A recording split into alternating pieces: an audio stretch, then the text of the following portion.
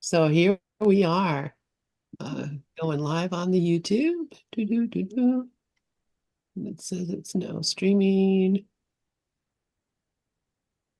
And there we go. So good evening, everybody. I played this song for Dove earlier when he was on with Myrna, and I want to play it tonight to since Karen, do you have another topic since Sharon's not with you tonight? No, I kind of planned on being with Sharon tonight. I didn't really have anything else planned. Well, then I'm going to play this song and we'll see what comes of the discussion. And Billy Joel. Yeah, Yeah, you know I heard that. Oh, it's thinking I can't do this. Oh, yes, I can. He's an amazing guy. Sold out I Madison know, God love him. 52 times just on Billy Joel. Yeah, I know people who've seen him like 30 times. That just what happened here? Make close. Yes. There we go. Let's see if this works. Yeah, there we go. All right.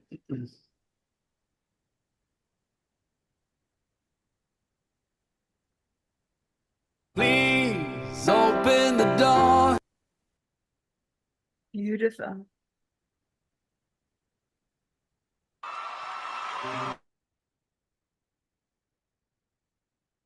Hi. Hi, everyone. Hi. Hi, Brooklyn. Hi, John. Hey. Hey, Myrna. I'm just playing that song again and crying again. Yeah. Yeah. Um, I mean, it seemed like a romantic song, but it's not really at all. Here we are in the darkness, and you know, is it too late to turn the light on? That's, I think, a beautiful thought and a beautiful question. And I just, since we're studying in another group this book called The Age of the Heart, the Age of the Heart is all about turning the light on and how we're doing it and how we're being asked to do it. And so I just, this song came up today when Dove and Myrna were on, and I just, I fell in, I had heard it before, but when I watched it with the lyrics, it just really did something to me. Myrna, please go ahead. It's funny. You see it that way. What I saw it is that it is a romantic song because he waited too long to come back. He waited too long to turn the lights back on, and it was just too late. And I get that it coming from the heart that he regrets that. And so you can take, there's so many ways to look at that song, but that really gets me in a romantic sense too. you know.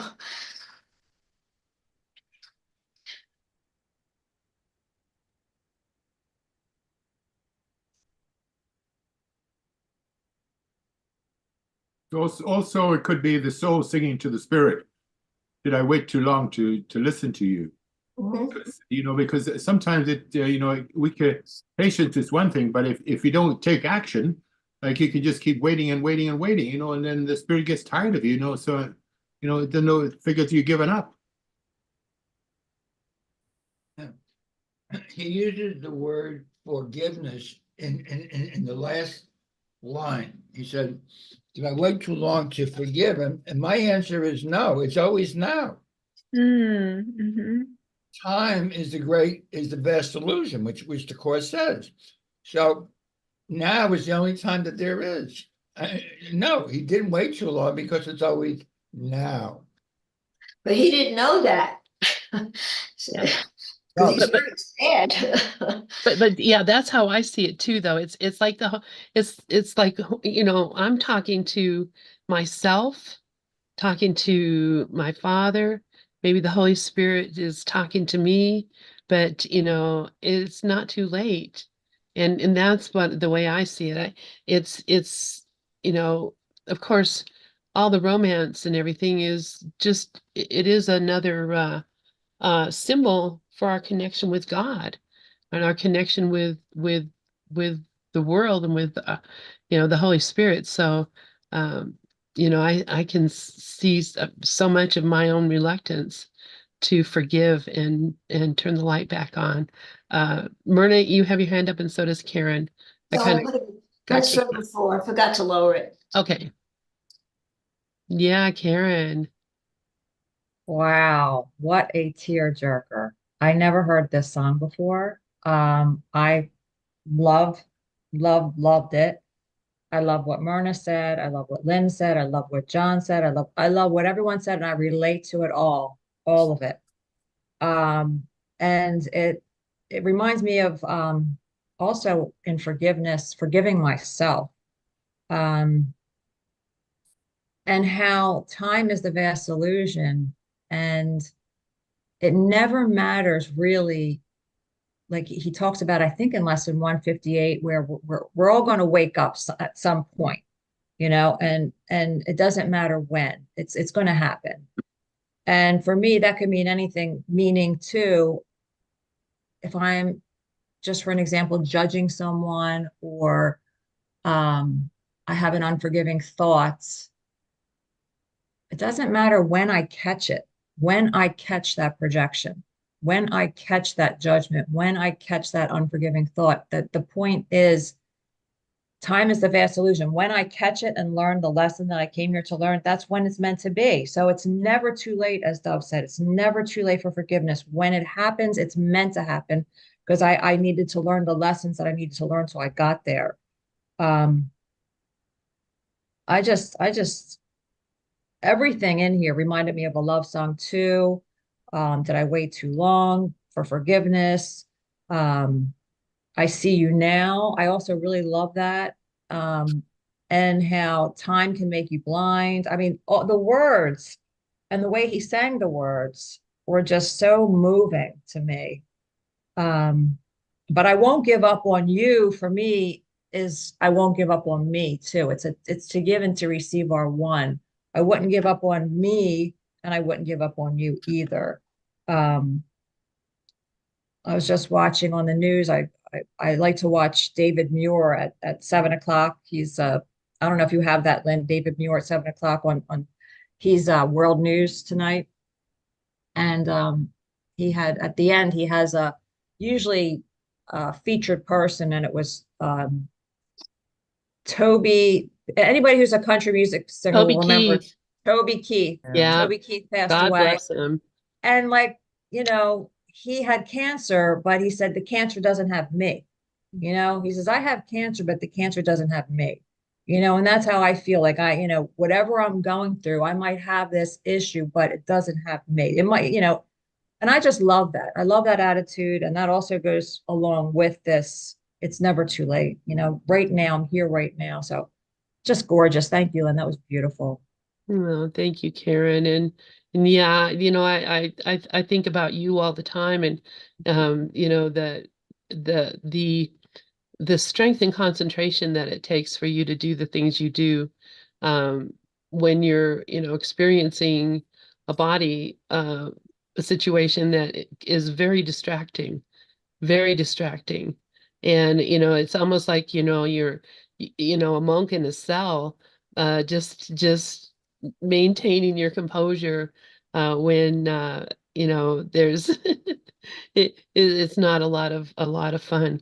But you do it so well. Well, Uh, you said to me before my latest doctor's appointment, you said, I hope you have good news. And I did have good news. My rheumatologist told me that my numbers are good. So that means that I can get the surgery, because we were worried that my bones weren't strong enough for the surgery.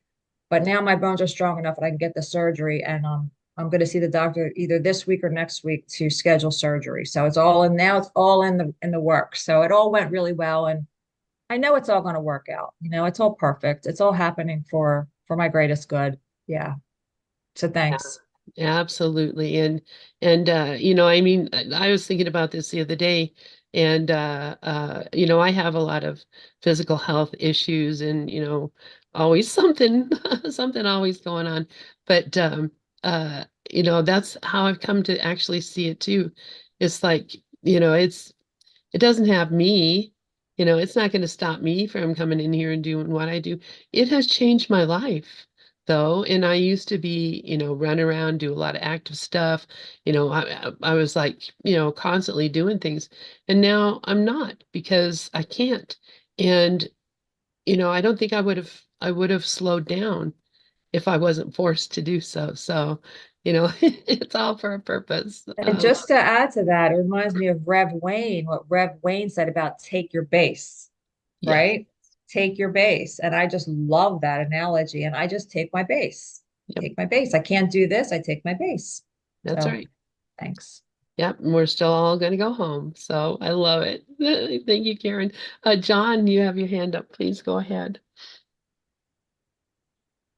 Wow, that started a good conversation, that song did. And I'm just going to say that a lot of things have happened since I put my hand up, but I put my hand up basically because I'm thinking about that situation with the ego waiting too long, and but the ego's he's picking up he's just picked up the wrong story, totally the wrong, because Dove wrote that up about like hey, what's your problem, there's nothing happening here, and that's the whole problem, so it for what came up for me is just this little war, this internal war between the ego and the spirit, the spirit trying to tell you stuff, and then the ego mind is telling you other stuff, and it's a corruption basically. The ego is total corruption and view of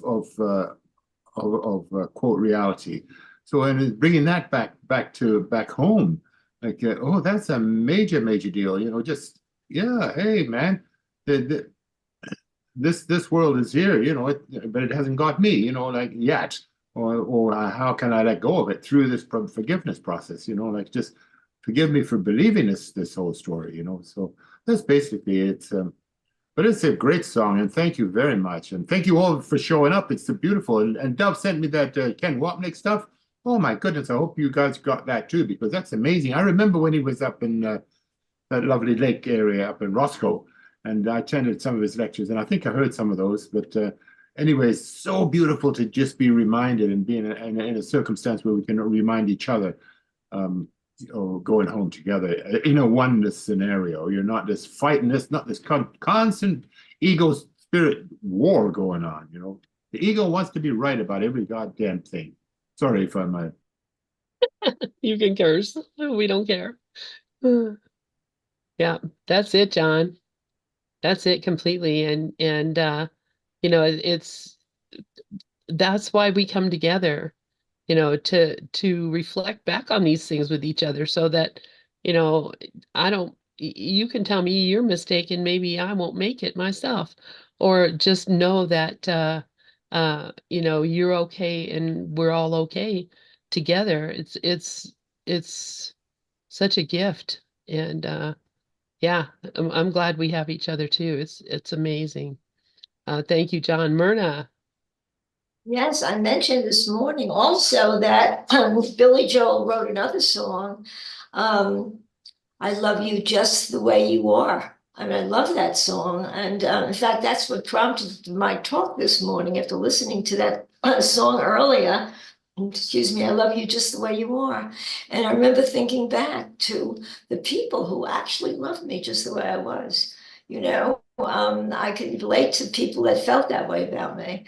And I never really thought about that before, but this kind of brought that to mind that it's wonderful to be just as we are. And I'm looking at all of you guys and I'm thinking, I love you all just the way you are. I mean that, really.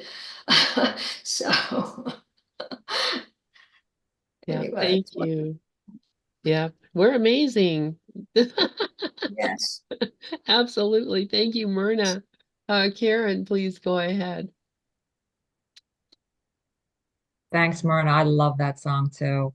Yeah. Um, I was just looking at when he said stuck in a frame, and it made me think of being stuck in the ego's mind frame. And I kind of was thinking of what John said, about how that damn ego always wants to be right, but the course tells us that, the ego is a call to war, but in this war, there is no opponent. There is no opponent. The opponent is in our mind. It's a frame of mind. It's just, believing that it's real, but it's not. Believing in the thoughts that are unloving and unforgiving. They're just thoughts. They're not real. And it's a mind frame that we need the light. We need to turn on the dark, um, turn out the darkness and turn on the light, and but I love how he says, did I wait too long? And is there still time? And tell me how. He said, tell me how. And I looked at it like Myrna did, in a way where, when you're in a relationship and you're a lot of times communication can be a factor between men and women, because men are from Mars and women are from Venus, and that can be right. So when you say, well, tell me how, talk to me, tell me, show me. But it also, like John said, it can be also like the Holy Spirit. Tell me how, show me. I don't know. I'm in the dark here, shine the light. So it can go both ways. And it's just looking at it either way. But I think that mind frame is so important to be willing to change my mind and my belief and let go of the idea that, that I could be separate from God, just that's all. Wow, Thanks. that was interesting.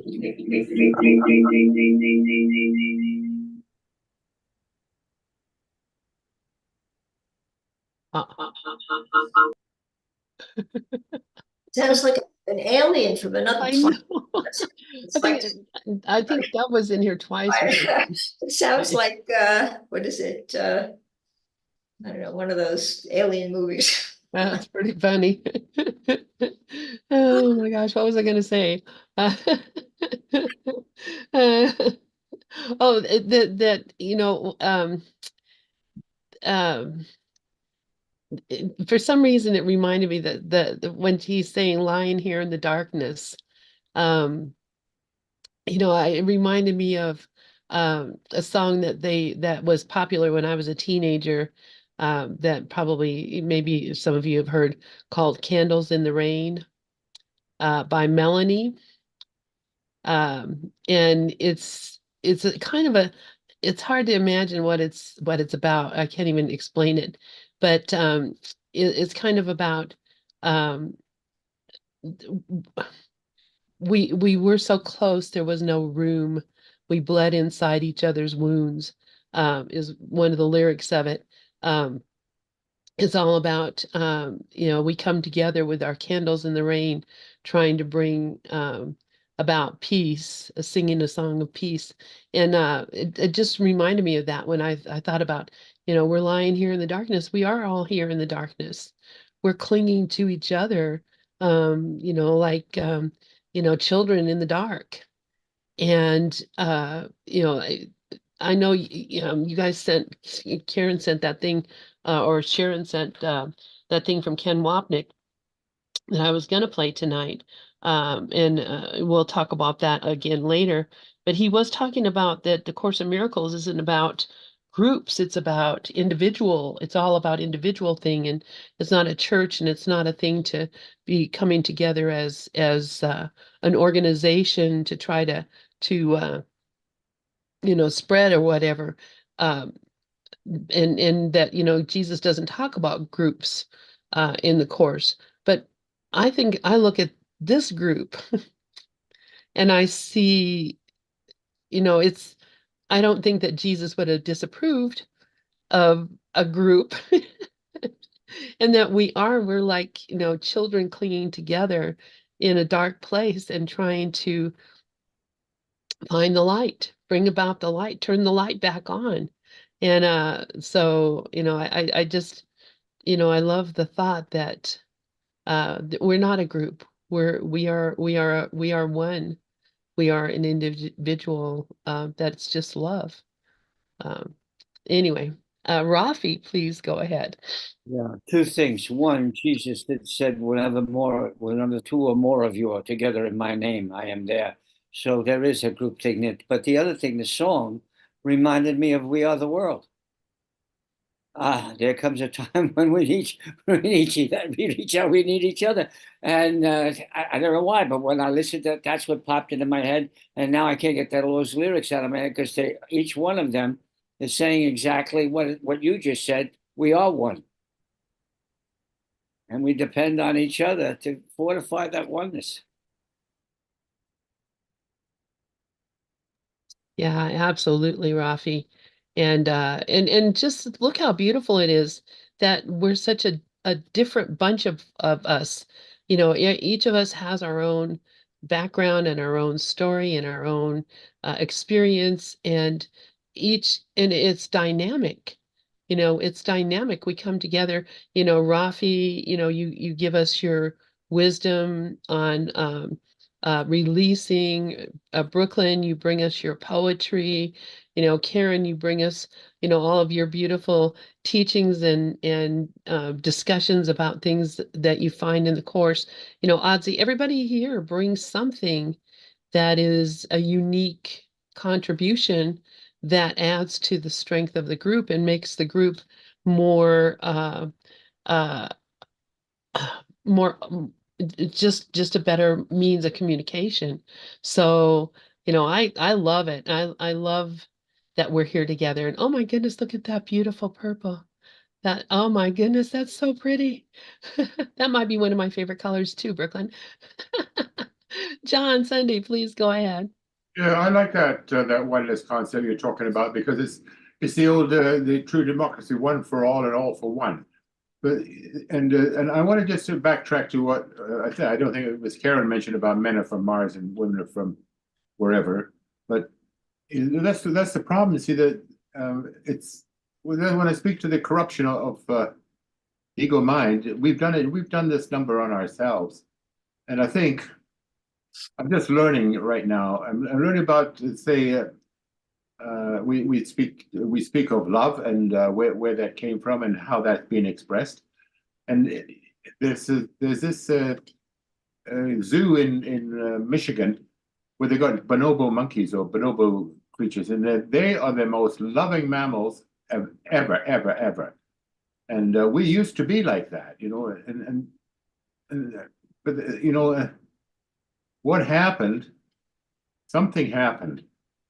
And I don't know what it was, but I know it was the ego mind in because we had to come together like that to in a tribe to procreate, and the mother needed a man around to look after because the length of time and everything like that. It was a totally loving thing, and then this ego thing come along, and it really corrupted the man's view of himself, and then we wind up with a situation that all these narcissistic men running around and women dressing themselves up, making themselves sexually appealing to them. So it's a big game, but it was never like that. This is what and I'm learning this from the human condition. It's been going on for thousands of years. But we need to get back to that oneness where we were all together in love, in a oneness concept, dependent and independent on each other, learning the truth of it. There's no Mars and Venus story here. There's only one love, and I'm looking for that here in the Course of Miracles, and it does show up. But it can show up across every context, across races, across nations, across everything, because we're all humans. That's the deal. We're human beings, and this is our heritage. So whatever it takes, man, whatever it takes. If it takes Billy Joel to wake us up, that's great, So, and thank you for listening to me. That's it, John. Thank you so much. And yeah, I honestly, I think that the minute we noticed that there were differences, the war began. The minute we thought that there were differences, the war began. Um, because I've never my whole life. I just I don't know how people do, but I have never in my entire life identified myself as a female. Or male. I don't identify myself in any gender. I never have my whole life. Since I was a small child, I can never understand it. What is this? Why is it, oh, you can't do that because that's what boys do? Yeah, you have to do that because that's what girls do. That never made any sense to me, and I've never abided by those rules because I know that there's nothing that any boy could do that I couldn't do, and there's nothing that I couldn't do that any boy couldn't do, except maybe have a baby. But even that, we don't know. And that I don't consider that having done anything actually. It's just, biology, like breathing or eating or pooping. It's there's nothing special about having babies any more special than, having a good, poop in the morning. Although you got to live with the baby your whole life, so that makes a difference. But anyway, I don't know how I got off on that, but it's because it's a biological thing. It's not a thing that has anything to do with, me as, oh, I'm going to be a mother, or, what a great thing to be able to procreate, or, to me, it's like, it's a biological function that, I inherited because, I think I'm this body, but it really doesn't have anything to do with the truth of what I am at all. And, even those beings that came out of me, my children, they are fully formed individual humans that really, I have very little uh, uh, control over, or, influence over. They are their own people, always have been from the very beginning. And, we just had to learn how to get along together in a way that, I didn't kill them and they they didn't hate me, whatever. I mean, that's biology. That has nothing to do with the reality. The reality of it is, we're all humans here. We're all the same thing here. So there's there's no reason to draw lines between who can do what and how they can do it. Um, it's it's harmful to our being to imagine that these differences, what lies between us, really have any meaning at all. But I've been preaching that my since I was a teenager. When I recognized that was the way it was, I have never in my life since then believed in the male-female paradigm. I just don't get it. So, yeah, true. I don't know how men think, but I don't know how anybody else thinks. Well, I don't know how. let me say this, Lynn. Like the difference between them and us is in terms of biology. They're all gene based, and we are too, but we are nerve based, and they are not. Like we have a nervous system that can access reason, and we can look inside, like, and we can contemplate ourselves. They can't. We can write books and make images and create. We are creators, made as supposedly an image and likeness of God. So we are a special creation. But just because we're special, we don't have to screw it out or screw it all up when we screw ourselves over, and that's the problem. It's like, hey, let's give each other a break. The whole planet needs a break on this, or else we could easily screw the whole thing up, because there's nobody coming in to come and save us, to wake up, like that Billy Joel says, like turn the lights back on. So yeah, that's a big deal. Thank you very much. Thank you, John. Thank you, thank you. Karen has her hand up, and so does Brooklyn. Go ahead, Karen. Thanks, Lynn, and thanks, John. I love what you both shared. And John, thank you. You know, if men are from Mars, then women are from Mars. If women are from Venus, men are from Venus. It's like the course is teaching us together or not at all, you know? And if I'm from Mars, so are you. And so thank you for that, really. And so why I said that was I was projecting my thoughts onto these what I heard, because I was thinking about the relationships I've had with men where there was lack of communication, and I can't blame anyone for that but myself, because I could have sparked a conversation. I no one can read minds. and being in a relationship with someone, expecting them to know something when I didn't tell them, it's not their fault, and vice versa. So when I listened to this, and I wrote some notes down, and when he said, um, is there still time for forgiveness? Tell me how. Tell me how, because I don't know. And that's communication. We need to communicate with everyone, not just with our significant other, but with everyone, because it is very important. I think communication is everything in this world. And I also like where he says, I see you now. He says, I see you now. And that is letting go of the past. I don't hold you to your past. I forgive you. It's over. It's done. Because a lot of relationships are based on, not forgiving. I know a friend I just talked to today, um, he and his wife are having marital issues, and she's holding him to something from his past, and so is the whole entire family. It's like both sides of the family. It's like this war, and they won't forgive him. And it's like, wow, really? I mean, look at your own. Take the speck out of your own eye. Like if you're seeing, and that's what we talked about today. I said, if they're still judging you for your past, they're still judging themselves for their past, because they can't let it go. So they're projecting it onto you. It's like, and he's doing really good. He's doing really well. He's a course student, and the course is helping him so much. But I mean, it's being in prison, allowing someone to hold you in your past. But we don't have to hold ourselves there. That's the point. We don't have to hold ourselves there. So thanks. Right. And I can't hold you in the prison of holding me in a prison. I mean, we hold each other in a prison when we try to control each other in some way. Brooklyn, please go ahead.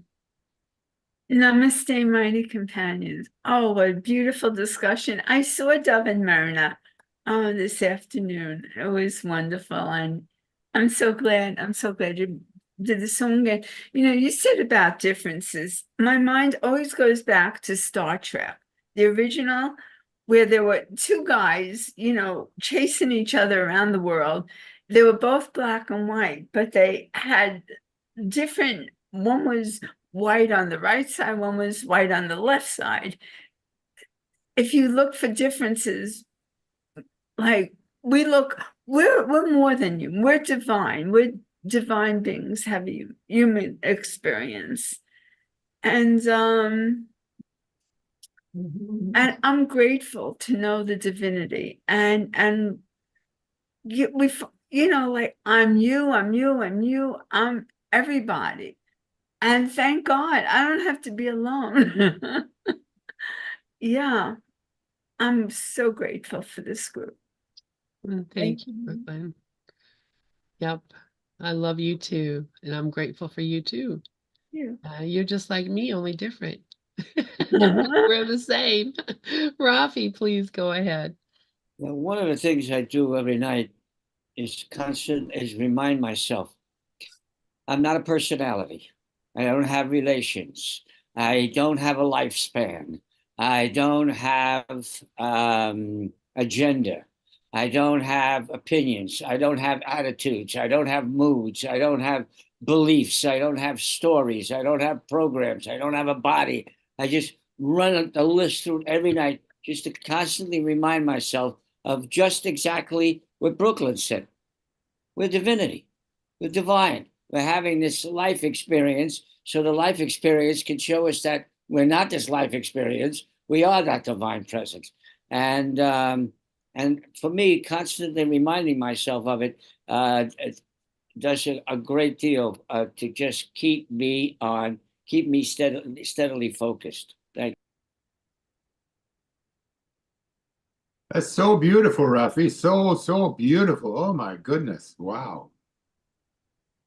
Yeah, thank you, thank you, thank you.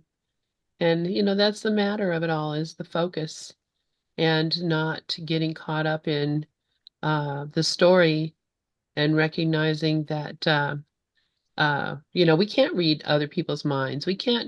There's no way of knowing what is going on with another person. And Jesus tells us in the Course, um, excuse me, not to assign motives to others and trying to analyze the ego of others is it's harmful. It's harmful to us. It's harmful to them, because we're trying to describe or understand something that doesn't even really exist or have any reality. So, that this is why I think, the time is now. A lot of people think that it's going to be a long time before we actually come to some kind of peace in this world. But, I think peace in the world is peace in my mind. And so that's a matter of my decision. It's not a matter of time. It's not a matter of trying to figure out when and how to, go and negotiate and let's have some kind of peace talks and let's, give you this and take this away from them and, any of those things really, it's a matter of me um, changing my mind about what I'm seeing in the world and changing my mind about my opinions about what it is and recognizing that um, everything is happening for the best, in spite of what the ego tells me about what's going on. And so that's why I can look at the world and I look at politics and look at what's going on in the Middle East and look at what's going on in the Ukraine and look at what's going on at the border and all these things that are hot button, hot button, hot button. And all I see is it's people wanting to to be free, and everybody wants it. Everybody wants it. So, everybody has an idea of how to get it. And, for say, an Israeli soldier, here's a person that is in a situation, they don't really have a whole lot of choices about what they're supposed to do. Somebody's going to give them an order and they're going to go and do what that somebody says, or else they're not going to do what that somebody says and they're going to end up going to prison, or, they're going to be punished or their family's going to be punished. You know, what they want to do is be safe. What they want to do is be free. They don't want to go off and kill people. I don't know anybody really who joins up the military service and says, oh boy, I get to go kill a bunch of people. But then when they're put in a position where they have to do that, they don't want to be there. And you can't tell me that, they're like, oh boy, this is exciting. I really like this. Maybe some might, but for the most part, no. They don't want to be there doing that, but they're there doing it anyway because they don't feel like they have a choice. And so, I can't condemn them. I can't condemn the people who are telling them to do it. I can't condemn the people who are supporting with money and weapons to have them do it.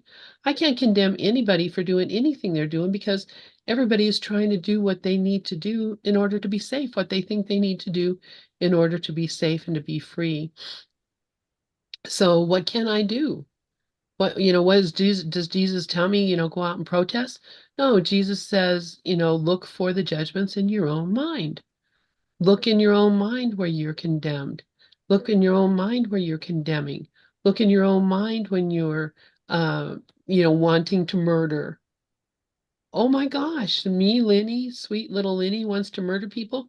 Oh yeah, there's plenty of people that, if they were standing in front of me, I wouldn't shoot them with a gun. But boy, if they had a heart attack and died, I would be like, oh, thank God they're gone. Because I don't want them around in my world, on my planet, running things, doing things. How does sweet little Lynn have those kind of thoughts? Because sweet little Lynn thinks that there's danger and there's things that need to be defended and things that need to be attacked. That's where it has to be fixed here, not in the world here. John, please go ahead. So the thing for me, Lynn, is like you're talking about safety and fixing stuff. So basically, like that's where the course comes up, like to remember, like, what level I'm on, because safety is pretty low level criteria. And so where does my safety lies? It doesn't lie it lies in my defenselessness. So that's where the real value of that is. I do want to go back to a little just having all these judgments on stuff, and remember that all the judgments I've gotten, I'm seeing them through my lenses, my own lenses. So that's basically where I got to start, because we were talking about like, who am I? What is my identity? And most people will go into I am my experiences. I am the memory of my experiences, and I'm running off of that. And that they're not very happy, for a lot of people, they're not happy experiences of their life, and we got lots of people to blame, for this and that and everything else that's happened. Yeah, it's your fault, not mine. And that's what I liked about Ken Wapnick's talk, like that's the ego's justification for being here, because it's not his fault. It's just his victim status all the way through. So basically, the biggest escape is to remember that alongside these experiences are also what I mentioned earlier about the experiences of love, and this is a thing to be tapping into, because we do have that. Even the memory of God's love, we still have that at some level. But we none of us would be even here today if we didn't have an incredible repertoire of love that we're not accessing, that we're not choosing to build, because whatever we pay attention to, we know that's going to expand.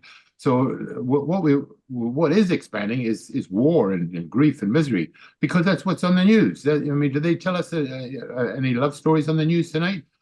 How much was there in the top 10? So basically, we have to do this as our own project. We have to remember the love, remember the love of this group, and how much people care. It's like when I see Lynn doing her poetry, and the way that she expresses, the way that Karen expressed, the way you express, the way that you absolutely authentically aligning yourselves with your highest values. That's love. That's love. And we know that, and we're so fortunate to have this. But those are the memories that we need to be isolating and highlighting and take it through with us in a daily basis, as to build a palace of memories to live our lives by. I read a new book on these things, and I don't mean to be monopolizing the conversation, but this is the task of my own life, and I'm just sharing it now because it helps me to remind me to be doing that on a daily basis. That how can I do this, in which way, and when I'm successful, and being sensitive to feedback when it doesn't work. Because I know I'm not out here, Lynn, to fix anybody's problems. In fact, I want to ignore the problems. Sure, if my house is on fire, I'll get a fire extinguisher, but I'm not looking for problems. I'm going the other way. Thank you very much. Let somebody else look after them. Sorry, but but that's my story anyway. That's where I am, and I love you, Lynn. Thank you very much. Thank you for that, John. And yeah, you just really, we talk about our history and, think, oh, well, my parents were dysfunctional. I came from a family of, whatever, this bad thing happened to me. My ex-husband did this. My ex-wife did this. That's your history. It's not who you are. And, I think we get so caught up in remembering, and thinking, well, this is the reason I'm this way. I'm this way because this happened to me. No, you're not. You're this way because you choose to pay attention to these things and get excited and upset about it. There's nobody has done anything to me in my life that has changed who I am as a person. It changed how I am. Nobody. And I've had, people do some horrific stuff. So what? I don't even think about it. It's like, that I know the only reason that I am upset is because I think something has gone wrong. And I can recognize that nothing has gone wrong and all that upset is gone. It just doesn't even exist. So get rid of your history. It's done. Yesterday is over, and what am I doing now? How am I doing now? And that's the only thing that I can address, because I can't go back and change how those people were, and I can't go back and change how I reacted to them. But I can sure change how I am now. And that's the only thing. I'm here right now. It's like that song. I'm here now. Now let's turn the light on. Thank you, John. Brooklyn, go ahead. Wow, this is so wonderful. I love it. I'd like to share a poem I wrote today. As you know, I've been a little bit distracted lately. And so I wrote prayer. I call it prayer. Please let me be the love I am still, though I let distraction have its way. Let me remember myself as together. It is so scary to feel all alone. As in arms of one together, I am welcome without doubt. Each other's all are felt together, separate concerns, not ours alone. Tentacles of temptation are masochistic. See them as one, that is a falsity. Feel the arms you never left. Stories, threads of fear. Use all as leads for us together. Trust of love in all illusion. Know who's boss as gratitude deepens.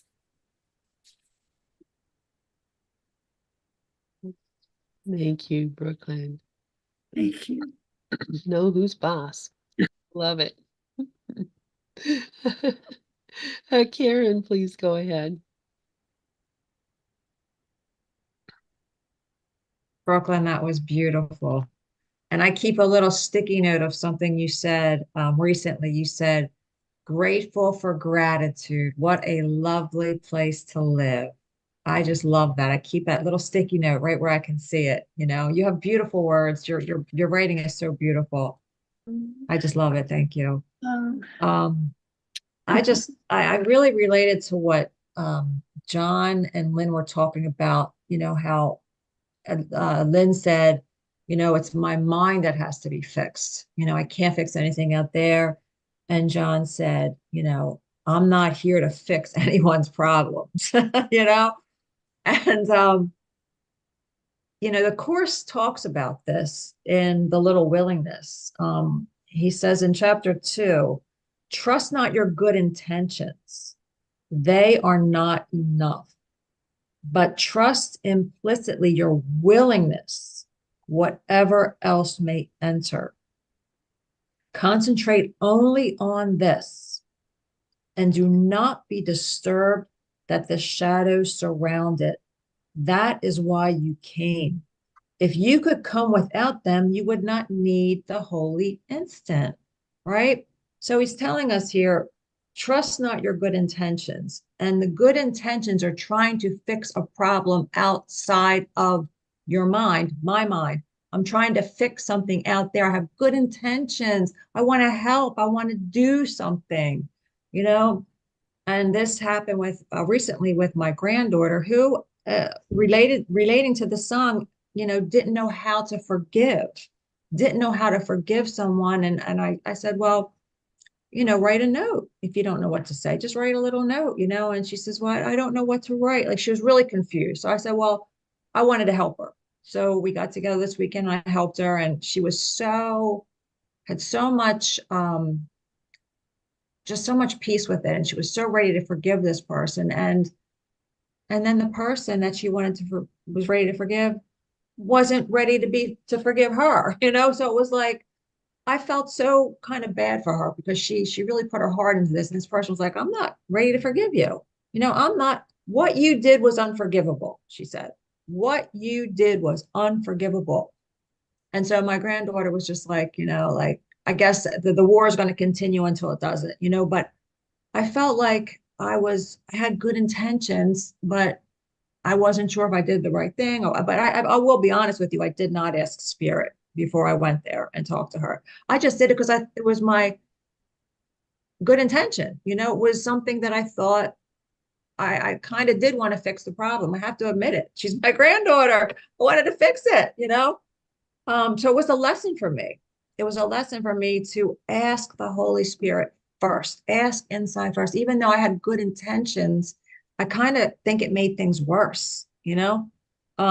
So now it's kind of the situation is a little bit worse now. So, but it's not, I mean, I'm not blaming myself for anything. It's just a learning lesson to trust not my good intentions. I am not here to fix anybody or anything. You know, I need to fix my mind, heal my mind. And once my mind is healed, then I can help the other person.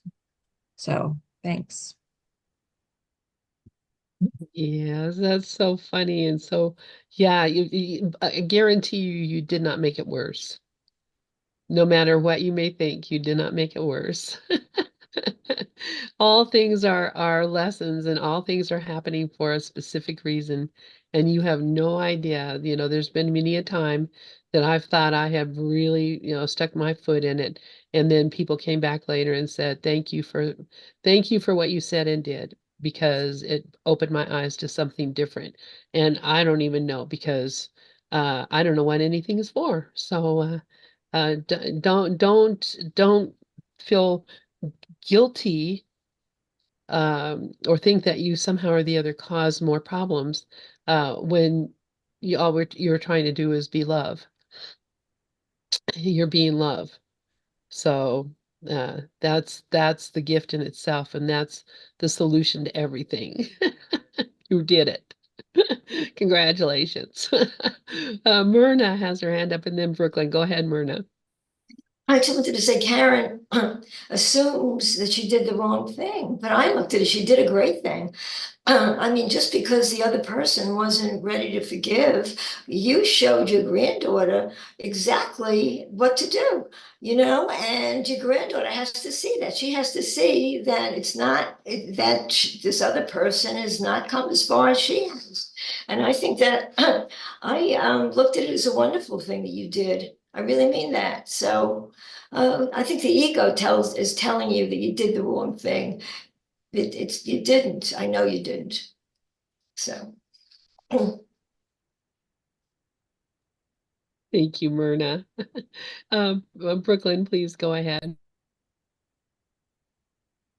I agree with Myrna, Karen, definitely. In AA, we make amends to people we hurt, except when to do so would injure them or others, us or them, yeah, others, injure anybody. But we don't expect them to forgive. We keep our own side of the street clean.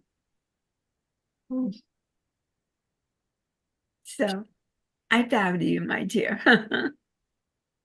I just want to say thank you all so much. I guess the reason why I thought that I made things worse was because the person that said that this is unforgivable, she was screaming and yelling outside of the house, and my granddaughter heard her, and then my granddaughter texted me. She said, "I'm not giving her the note now." She said, "I heard everything she said, and I am not giving her this note now." And that's why I thought I made things worse. But the situation, I'm just going to say it's my daughter and my granddaughter. It doesn't matter. But my daughter who was but she saying was said, right in not giving her the note. Excuse me. I just wanted to just say she was right. Because this person was not going to accept the note. But the fact that she wrote the note, it's so easy to see. And especially I think to a young person that not to judge yourself for doing the right thing, attempting to do the right thing. You did everything you could. I think you set a really good example for her. "Thank So, you, thank you." she did the right thing too. Thank you, Myrna. And I think what the really good that came out of it was when my daughter said what she did was unforgivable. I said to her, nothing is unforgivable. I said, nothing is unforgivable. And I really meant that. And she said, you know what? You're right. She said, I'm just not ready to forgive yet. I'm not ready to forgive now. So that was a really good thing for her to recognize, because there is nothing that's unforgivable, and that was a really good, that made me feel good when she was ready to say, you know what? I said, and I said, that's okay. When you're ready, you forgive. I said, but nothing is unforgivable. Let's make that clear. I wanted her to really understand that, and she did. So I was grateful for that. But thank you guys. You made me feel a lot better about everything, really. That's awesome. I'm glad we made you feel better.